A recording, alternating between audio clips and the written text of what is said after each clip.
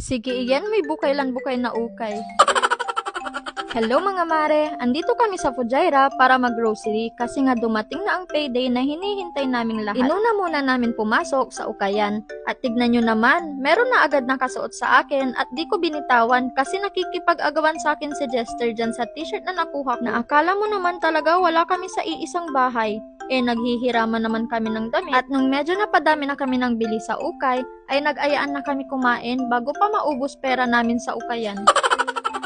Trinay nga pala muna ni Jester yung nagtitrending ngayon na lemon na nakalutang sa tubig.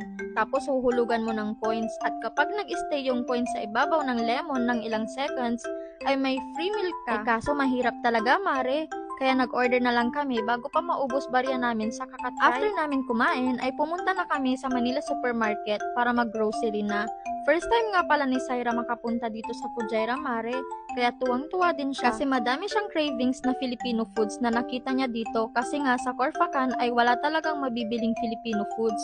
Kaya kapag may cravings ka ay kailangan mo pa iluto. Unlike here sa Fujairah na magkakatabi halos ang mga Filipino restaurant at Filipino supermarket. Nagtagal din kami mag-grocery ng almost 3 hours mare. Kaya nagutom ulit kami at kumain ulit ng halo-halo bago umuwi ng Corfacan. Pagka-uwi namin ng bahay ay inayos ko na agad itong pinamili namin kasi yung mga frozen goods ay nag-melt na. Nag-enjoy kami sa araw na to mare. Sana nag-enjoy din kayo manood. Bye!